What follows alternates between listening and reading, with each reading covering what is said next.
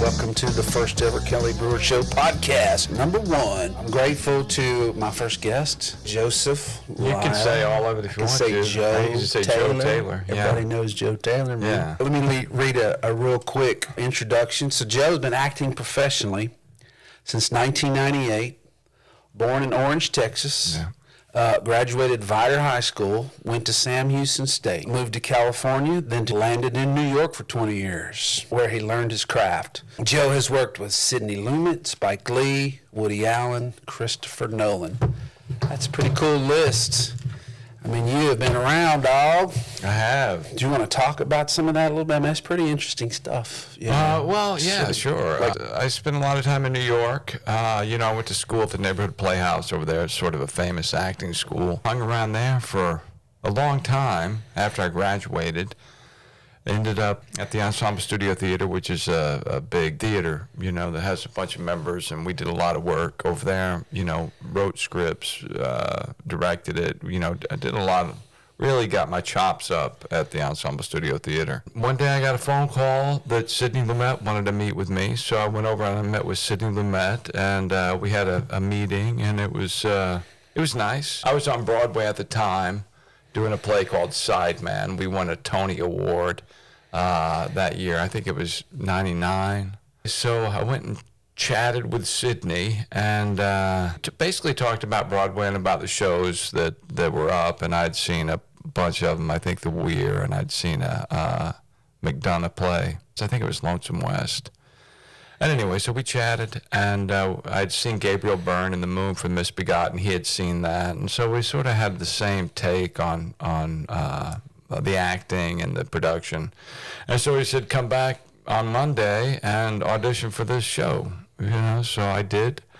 I went and I worked on it for the weekend. He gave me a script. I worked on it. It was intense. It was an intense weekend. I really hunkered down and just did that. And then I had done, Scott Wolf was in Sideman for a couple of months, and he knew Paula DeVick, and Paula DeVick was playing one of the big roles, and we had scenes together. And so I called Scott and I said, hey, could you put in a good word with me with Paula? He said, yeah. And so when Paula showed up, had something in common. So we started talking, and we were friends before we got into the room. I ended up booking that gig. There it is. Yeah. What would you say you were? I mean, you had a hard on for being an actor. You were really going for it. I mean, you were down in the trenches, down in the mud. How did you feel those early days? Well, I was very optimistic, and I had a lot of drive. The thing about trying to... How old were you roughly? 21, 22. Yeah, you were full of fire. I was full of fire, and I really had no idea what it was about. But I knew I liked doing it, loved doing it, and that I wanted to do it at any cost. I just wanted to act. I wanted to do plays, I wanted to do film, I wanted to do television. I didn't care, What was available to me was theater. So I just did everything I could, I did plays at Playwrights Horizons. I did, readings everywhere. I met directors, and I met playwrights, and my work was good. I had talent, and I had learned a skill. I had learned the craft. I mean, I was learning still, but, people liked working with me. It just sort of progressed from, the people lower on the totem pole to people higher on the totem pole, So I just kept working, and finally I started making money at it. That was a good day. Yeah, it was a good day, man. I'm telling you, it was a really good day. And this is New York or California? New York. Okay. Yeah, New York. And yeah, I was in California for a couple of years. I went to school at a place called Pacific Conservatory of Performing Arts, and a guy by the name of Vincent Dowling was running the program, and he had come out of the Abbey Theatre in Ireland, in Dublin, and so they were very serious about the work, and it really... because I was probably 19 at that time. Really, it was like being involved in a repertory company. There's not a whole lot of that left. But, you had this stable of professional actors who were working with the kids. And so we really got to watch them work. You know, we really got to see how the sausage was made. And it was fascinating. And they were all great. I mean, Colomini was there. I don't know if anybody remembers him, but he did Layer Cake, a movie, and he was on one of the Star Treks. I can't remember which one, but he played the Scotty character. Yeah, the engineer. Yeah, the engineer, right. And he was cool, man. And he would, you know, he didn't do anything. He didn't teach or any of that stuff. He just sort of showed up to do his parts. So he was kind of like the star, the rock star. He was like, would always, you know, all our teachers would refer to Colm like, oh, well, you know, Colm doesn't really think about what he's thinking about when he comes in the door. You know, he just comes in the door. And I always was like, yeah, just come in the door. Yeah, if you just be that relaxed, you know. And know what you're doing. Yeah. You know, I mean, he didn't have to break it down. I mean, we were learning how to break it down, how to live truthfully under the given imaginary circumstances. You know, which is a whole process. Now, see, that seems to me to be would be the hardest part, is being real and at the same time pretending to be somebody else. That to me is where, I don't know, something's got to be happening in your brain. You saw something at Lamar a couple of days ago that I did. Amazing. You know? And I was just amazed that you were able to keep that British accent. Yeah. The whole time. And through all those words, you had so many lines. Oh, my God. It was insane. How did you keep track? Well, that's it. You know, I mean, we just worked really hard. I mean, I worked really hard to get that accent, and then I worked really hard to get those lines. And it's like, you got to memorize all that stuff. That's great. And it's a, you know, Landscape with Weapon, if anybody wants to look it up. Did y'all video that? Did you make some video? I think somebody did. I thought it was pretty good. Very intriguing. I mean, you had the girls laughing, and I saw a few tears. I mean, you know, it was a serious effort. It's a great part, and it's a really interesting piece, you know, but just talking about how living under those given imaginary circumstances, you know, that's basically what it is. You imagine yourself as someone else. And then it gets solidified through the work. You know, you start to figure out who the guy is. Joe Penhall wrote that play. And so you start to follow, my character's name was Ned. And so you follow the I guess the blueprint that Penhall has laid out in the writing. So you know the guy is a weapons manufacturer. You know the guy is a brilliant scientist. You know the guy, he's a brilliant engineer. He equates himself with Da Vinci. You know, he works with nature. So you have all these clues, right? And then what other people talk about, you know his wife's left him. You know his family's estranged from him because he's working on this new technology, this war technology. Kind of sounds like the classic genius, really. He's sort of isolated and his totally work is everything. isolated. And so, you know, you take these hints and start applying your craft to it, and then you end up, you know, I mean, I thought like, it was a truncated process. I mean, we had 3 weeks rehearsal. I had gotten the script a couple of weeks before, so I had started learning lines. But seriously, I had page after page of monologue. It was an absolute insane amount to memorize. Amazing. And I didn't think I was going to get it. You did it. I did not think there were. You know, we were like 4 days out, and I'm like, I don't know if I'm gonna get it. You know, I thought you nailed it. And the girl, Amelia, the director, was like, "Well, but we could do it earwig." And I'm like, Earwig. I don't want to do an earwig. Like, give me a piece, or somebody's telling you the lines if you in case I go up, you know. Okay. And I'm like, well, let me just. I think a couple more days I'll get it, and I did. And but you know, I worked overtime. Right. You know, I had this. One of the students alumni came in and ran lines with me. And I went up a couple of times here and there, but, you know, it wasn't anything noticeable. I didn't notice I thought that it was covered well. If you did. I mean, it wasn't bad. You know, there's a couple of skip lines here and there, but I thought it was really strong. I thought it was. I mean, like I say, the audience was really into it. These young girls were right behind my ear and laughing the whole time, so I missed probably half the play because they were laughing. Oh, that's cool. You know? Yeah. Well, there's sort of a day in the life, right? Well, if you could go back, was there a seminal moment when You changed, was it when you were younger, like in California, or was it later? Well, I when think you started at that first paycheck, or Right. where was the paradigm shift? I don't think there was a paradigm shift, not abruptly anyway. So I you mean, have it been was on just the same art. You knew what you wanted early. yeah, and it's just been gaining knowledge over the last 30 years. Yeah. So then it must have happened when you were either in high school, Miss Plassette's class, or Well, Miss Plessette she was definitely influential, in my formative years. I guess maybe they were before my formative years, It's like I had no idea. I was feral, I was like a feral beast. I can relate to that. Roaming the woods, Southeast Texas. It's like, what is this? But she was serious about it, and suddenly I got serious about it, working with her. She left in my senior year. Jackie Summers took over. She was like, what are you going to do? I'm like, I don't know, get a job. She goes, you should go to school. You're pretty good at this. You have some talent. You should see if you can't get a scholarship, because nobody had any money. Right. And I did at Sam, and so I went there, and I really feel like I just kept going through whatever door might open. I gotcha.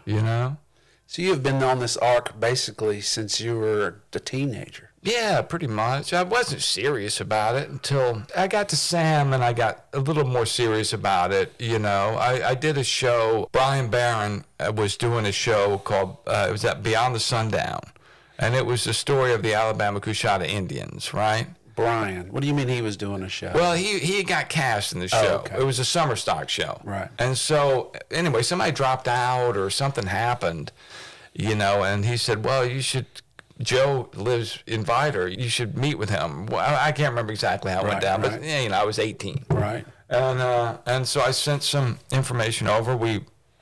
Mom helped me draw up a resume, which had nothing on it, but it turned into 3 pages of just BS, basically, like likes to make friends and stuff, like that, Enjoys orange juice. yeah. Exactly. That's exactly right. I know what you're talking about. The guy's reading it and going like, are you serious? Well, he knew you pretty well after that. Yeah, he did. And so anyway, I ended up getting a job, and they put me in, I just had a couple lines, I played in like 3 different characters, basically meat on stage. Meat on stage. Yeah. But I had a couple lines, so I was psyched. They put me in control of pyrotechnics. Oh, God. So I was dealing with like gunpowder and electric matches. Oh, no. Nobody got burned up. But nobody got blown up. Everybody left with their hair. They kept me in the back off of the, I had like a little shed in the back in case I did blow. In case at least you were safe. That's funny. Yeah, no, it was funny. Did it go off? I mean, everything worked out. I mean, I did a couple of 2 big charges, where the whole thing shook. I'm like, all right, I'll tone it down. And I've had some bad experiences with our homemade pyrotechnics in some of our rock and roll shows. I mean, one time, so we had these cannons on either side of the stage. Well, we were going to have one go off at the beginning of the show and then reload and then go off at the end of the show. Right. Well, at the first part of the show, only one went off for whatever reason. Well, my guy, he's so smart. He goes back to reloads them, which means I've got a double load. Right. And the other cannon. Yeah. And then I'm standing right next to it at the end of the show, and it was like a grenade. I couldn't hear. I was, it could have killed me. If that pipe would have exploded, it would have been so. Yeah, homemade pyrotechnics, that's pretty... Yeah, no, I almost killed the dude. Risky. There was a dude up on the platform, and we had what was called an 8-banger, and it was like a big explosion, Dang. and I put too much gunpowder in it, and like diving for cover. Oh, yeah. So they didn't give you a measuring cup, just kind of eyeball it, I guess. Yeah, well, there must have been some calculus to it. I can't remember, but I didn't know it, and I'm like, how does that look? Oh man, that's scary. But anyway, we had a really good time. Sure. And Nobody got killed. Staying up on the reservation was a lot of fun. We had a lot of Alabama Coushatta. fun. Yeah, up in Woodville, Texas. Oh, so it wasn't about those Indians. It was. It was about. Yeah. It was about Tamatha. He was the hero, and just fighting, dealing with the Spanish War and the Spanish Indian Wars, and I don't really remember I don't think I ever read the thing through at that point. You know, I just did my thing. Lines, you know, so I mean, there's a lot of years spent like that. You know, and then once you start, you're like, oh, you know, it'd probably be smart to read the whole thing, the arc of the story, and that came a little bit later. Yeah. You know, Let's say your paradigm was really when you decided that for sure you were going to act. Right? Yeah. How are you different after, I mean, now all these years later? Well, what's different? It's an interesting question. I think the paradigm shift, I guess, is going from no knowledge to some knowledge. So instead of being completely without direction, feral, wild. I gained focus, you know, and I'm like, oh. And then I'll tell you, you know, I got sober probably 30 years ago. I think 30 years ago this October. And that was a seminal moment. My father had passed, and, you know, he drank pretty hard. He died at like 53. Wow. I Yeah, didn't know. yeah. That's a long time you've been without your pops. Yeah, it's a long time. I could have used him a few times Yeah, for yeah. sure. What it did teach me was, listen, I'm either going to go down that road, get liver cancer or whatever, you know, cirrhosis of the liver, heart disease, and all that crap that goes along with abusing alcohol and, you know, other thing. And so there was a moment in, well, October 31st, 1994, where I was like, this is enough. I'm going to focus on my career, and I'm going to stop drinking. It wasn't easy. I mean, it was very hard to do, you know, because when you drink, when you stop drinking, there is nothing to do. You have nothing to do. Yeah. Like, well, Now what? what am I going to do? And so you end up, and all your friends are hard Right, drinkers, that's you right. know, so you can't hang out with them anymore. Right. So you're basically cast your own, aside right? by your own volition, and you got to figure out how you're going to live. And it's hard not to go back to it, because when you go back to the bar and you hang out with your friends, everybody's doing shots and partying and, you Life's know, back to cutting it up. normal. And you're sitting there, and I could take it for a while, but once everybody started getting drunk, I had to leave. Yeah.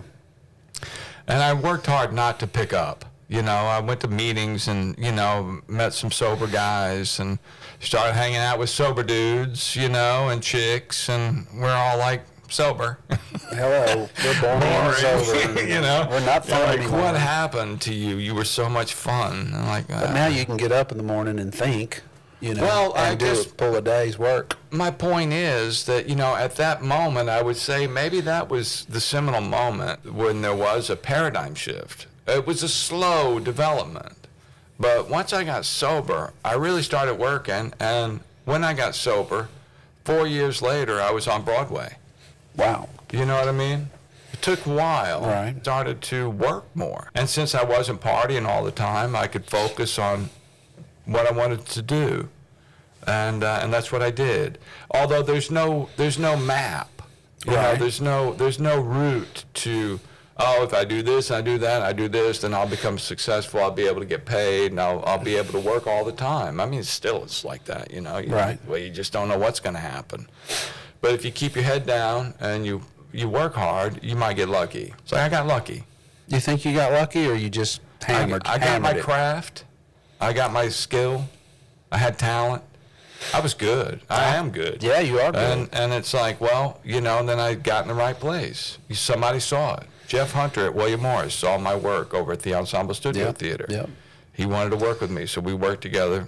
A year after that, I was on Broadway. You know, I'm sitting late night, I'm watching TV, I turn on Law and Order, and there you are. Yeah. You're one of the bad guys. Yeah. I guess because the dark hair or whatever. Well, I don't played know. the bad guy, and then I also, on SVU, I ended up playing a defense attorney.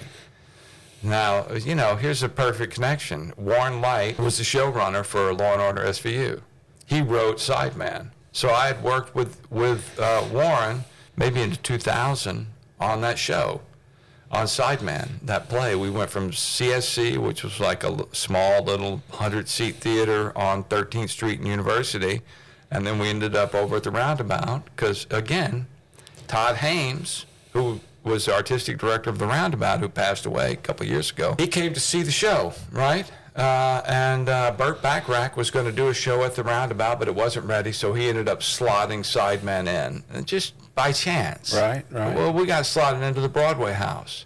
And then we did so well, we sold out, Really? we extended. They ended up moving us to the John Golden, which was a real Broadway house. Not that the Roundabout wasn't. So working with all those guys, Edie Falco I worked with, she played the lead part in Sideman.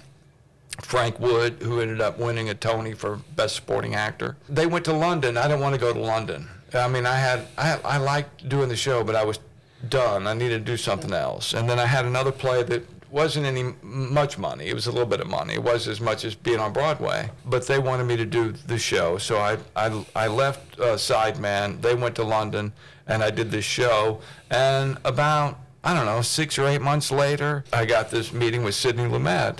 And so I ended up doing 100 Center Street for 2 years.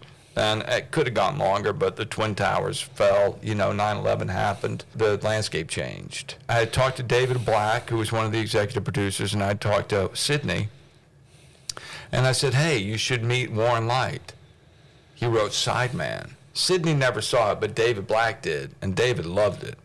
And I'm like, why don't I call him up and have him come over and you guys can meet? And so it happened. He came over and he ended up writing an episode of 100 Center Street. And then Warren Leight was always like, you're the only actor who ever got me a job, giving me a recurring role on SVU. So I did, 6 or 7 of them. Did you? Yeah. That's pretty cool. Yeah. Somebody said Batman. I heard somebody say Batman. I did, yeah. Christopher Nolan put me in the one after Heath Ledger, Dark Knight Rises. Oh, really? Yeah, so I don't have much in it. I got like a scene. Yeah. But, I've got a nice little monologue. Yeah.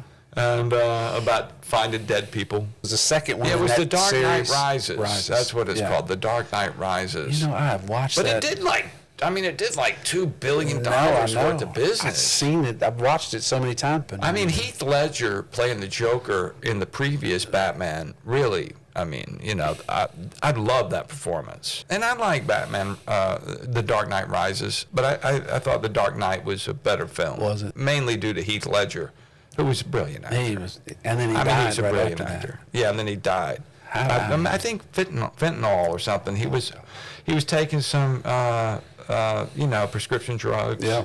That he was prescribed for whatever ailment he had.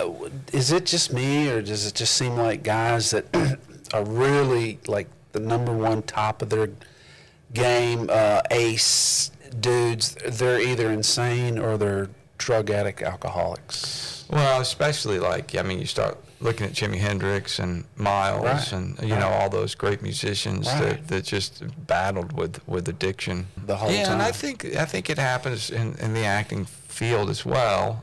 What would you guess? I can't even figure that out, but it just seemed like a pattern. Well, I think it has to do with talent level and insecurity. Insecurity. And Miles had a problem with his hips. He had a hip problem, and so he started taking painkillers, and then he graduated to heroin. Yeah. And then everybody wanted to be as good as Miles, so everybody started doing heroin. Right. I feel that for sure. Yeah. Yeah. That was part of my journey. I remember being out there on the road, and I was at a crossroads, and I said, well, I've either got to go do like all my idols have done and just start doing heavy drugs.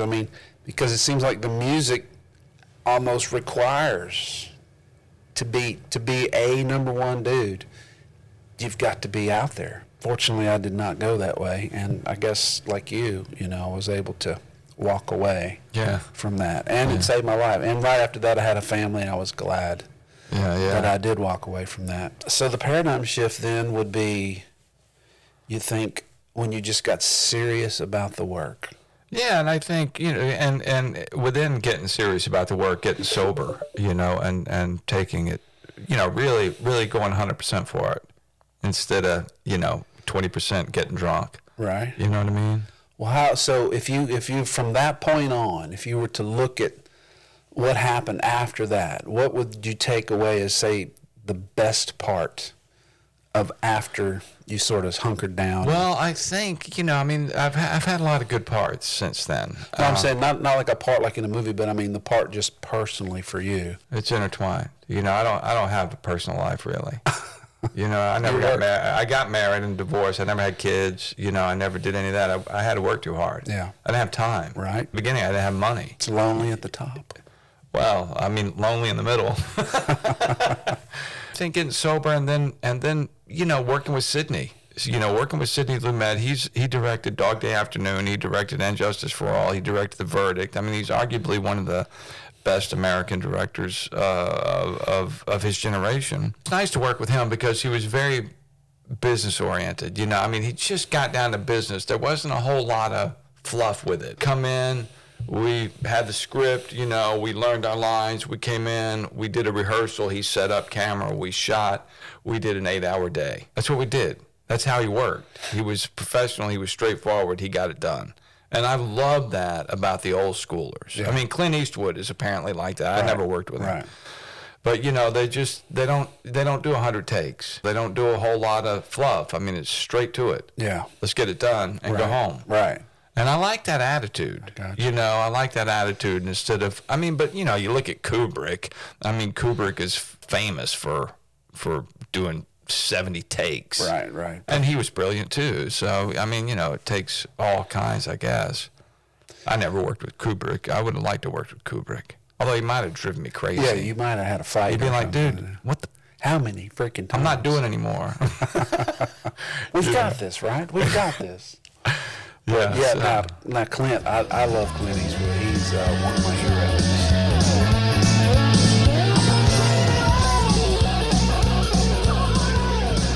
Continue talking about playing guitar. Yeah. You know, because you're a hell of a guitar player. How do you know? Have you actually seen me? I have seen you, yeah, but it's been a long time. Oh, okay. So I would imagine if you progress in any sort of way that, like I progressed, then you're pretty good now, you know? Yeah. And everybody always says how great you are. I think you should do Lick of the Days. That's a good idea. I like that. You know? It'd be quick. You can throw it up on, you know, like the TikTok thing and the YouTube. It don't have to be a big, long, drawn-out thing. A minute and a half. Right. A minute and a half. That's do it fast. Idea. Let me see it. Do it slow. Break it down. Tell me where the roots are. The root is, and the chord tones, and how you're messing with it. You know. Right. And that helps me. You know. And then I can look at it and go like, oh yeah. Oh, okay. Simple Check out enough. here, and then I'll play it back to you and say, oh hey, yeah, I've heard that. Man, I didn't realize it's that simple. That's all it is. I didn't realize it was that simple. I say that a lot. Really? Yeah. Yeah. That's right. I'm like, are you kidding me? That's all. All I got to do is do a rollover to that lower note on the same fret, and I get that sound. And then the different amps, and of course the different guitars. I'm not even into that, but yeah, exactly. So what would you say? What do you like? He said you were doing some open mic stuff. Yeah, I did do some open mic stuff. So I learned I have a few songs. I wrote some songs. Really? They're real simple. That's you know, it's like those are the easiest lyrics and everything. Lyrics and everything, yeah. Okay. I got a couple of songs that I'm proud of, and I wrote them. So I've been with them for a while. When you could be with them for a while and say, okay, it's a pretty good tune. All I need is a musician to come in and really, or you know, gain more knowledge. Pop in some leads on some of this stuff. You're dying to go off on some leads. I feel you. Oh yeah. No, I was playing this morning. Oh yeah. I was playing in the major pentatonic. Okay. You know, adding the 2 and the 6. Well, that's about all there is. I mean, I guess unless you're one of those jazz guys, you know. Are you a jazz guy, Eric? Oh man, Eric is. Do you play? He plays piano. You just. Oh, he plays piano. You know. You can't just carry it around and open it up. Yeah, how are you going to do that? And it doesn't look nearly as cool as a guitar when it's slung. No, nobody really pays that much attention to the piano player, except for those of us who know how brilliant it is. The real rock stars are guitar players. Yeah, but like Art Tatum is probably my favorite jazz pianist. You know, he's just incredible musician. And I got into jazz when I did Sideman. It changed. Is that what everything. it was about? Sideman was about a jazz? Yeah, it was trumpet players. Oh, really. You know, Warren's dad, Don Light, he played with Krupa, and he played with a lot of big band guys. I never quite got into the big band thing. I liked bebop, and I liked Miles and Coltrane, and I liked Art Tatum and Art Blakey, and Charlie Mingus, I think, is one of the greatest musical minds in the recent history, I guess. I don't know if he's still alive or not, but man, could he play? Ornette Coleman, Dexter Gordon, you know, all those guys. Really serious musicians. Yeah. I don't know. My taste has always been just kind of bubblegum. What do you mean? Well, I've tried listening to jazz. I've sort of kind of tried to play some jazz, and man, I get bored. Well, you know, I get bored so fast. Jazz guitar is not as fun as like There's so many notes. I mean, within 5 minutes, you've heard every single note that the guy's going to play, and then he's just going to play them in a different spot. And I lose interest. I can't. Yeah, I hear that. Can't process all the notes. I hear that. You know? I mean, I never have gotten into really jazz guitarists. I mean, Wes Montgomery, I guess, and he's kind of bluesy.